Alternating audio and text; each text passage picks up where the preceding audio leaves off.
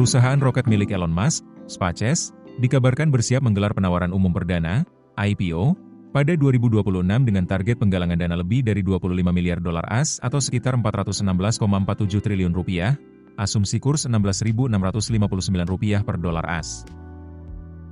Jika rencana ini berjalan, valuasi SpaceX berpotensi menembus 1 triliun dolar AS atau sekitar Rp16.659 triliun rupiah. Dikutip dari Reuters, Kamis, 11 Desember 2025, IPO SpaceX diprediksi menjadi salah satu yang terbesar di dunia.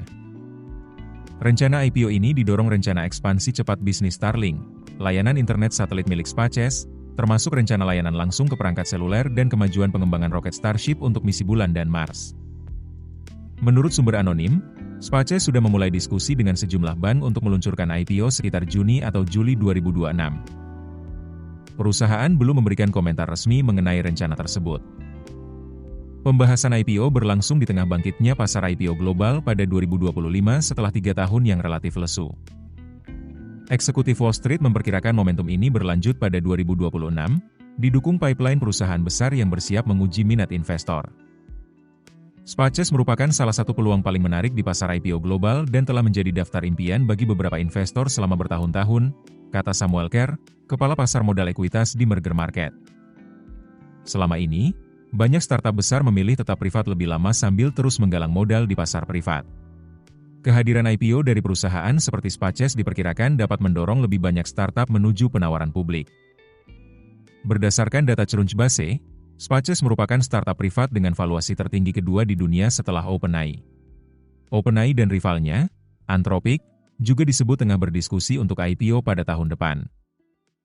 Jika semua kesepakatan ini terrealisasi, pasar IPO AS akan mengalami kebangkitan nyata, yang tanda awalnya sudah terlihat tahun ini, jelas Kerr. SpaceX diperkirakan menggunakan dana hasil IPO untuk mengembangkan pusat data berbasis ruang angkasa, termasuk membeli chip yang diperlukan untuk operasionalnya.